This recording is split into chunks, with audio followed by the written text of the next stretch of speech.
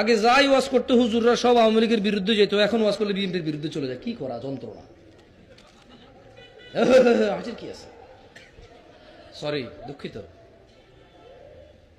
আগে হুজুররা ওয়াজ করলে আওয়ামী লীগের বিরুদ্ধে চলে যেত, এখন ওয়াজ করলে এনসিপির বিরুদ্ধে চলে যায়, ডক্টর ইউনূসের বিরুদ্ধে চলে যায়, কারো কারো ওয়াজ জামাত ইসলামের বিরুদ্ধেও যায়, কারো ওয়াজ হেফাজত ইসলাম অথবা চরমায়ের যে পীর সাহেব ওনার তো একটা দল আছে ওটার বিরুদ্ধে চলে যায়। আমি একটা জিনিস খেয়াল করলাম, ওয়াজ আর খুতবা শুধু রাজনীতি যারা করে তাদের বিরুদ্ধে বেশি যায়। ঘটনা কি? আর কারো বিরুদ্ধে যেমন যায় না। মসজিদে খুতবায় যদি হুজুর সুদ ঘুষ আর পর্দা নিয়ে কথা কয়, সবার আগে সভাপতির বিরুদ্ধে চলে যায়। ওই কয়া থেকে আমার ঘুষে টার্গেট করিয়া, আর কি আশ্চর্য।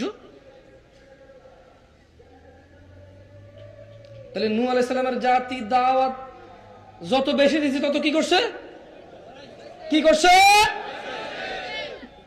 আর কানে কি দিছে? মুখ কোথায় ডাকছে? জিদ করে কি করছে? অহংকার করছে। আমাদের ভিতরে মিল পাই না আমরা? হ্যাঁ, মিল পাই না? জুমার খুতবার পরে আসরে কেউ নাই, মিল পান না আপনি?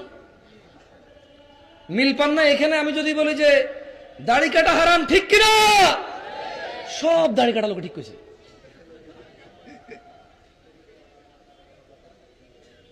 জানা করা হারাম যদি বলি, ঠিক কিনা? সব প্রেমিকরা বলবে ঠিক, কারণ ওই তো ওটা ভালো জানে কত বেঠিক এটা। সুম্মা নূহ আলাইহিস সালাম বলল তারপরে, মানে যখন কানে আঙ্গুল দিছে, মুখে কাপড় দিয়ে ঢেকে নিছে, আর জিদ করে আরো বেশি অহংকার করছে ওনার জাতি, দেখেন উনি হার মানেনি। ইয়া আল্লাহ, নূহ আলাইহিস সালাম কেমন মানুষ ছিল।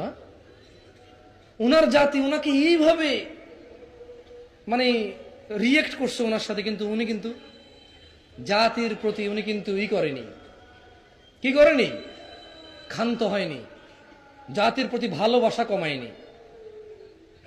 আমরা কিন্তু টাকা কম পাইলেও মাহফিলে আসি না।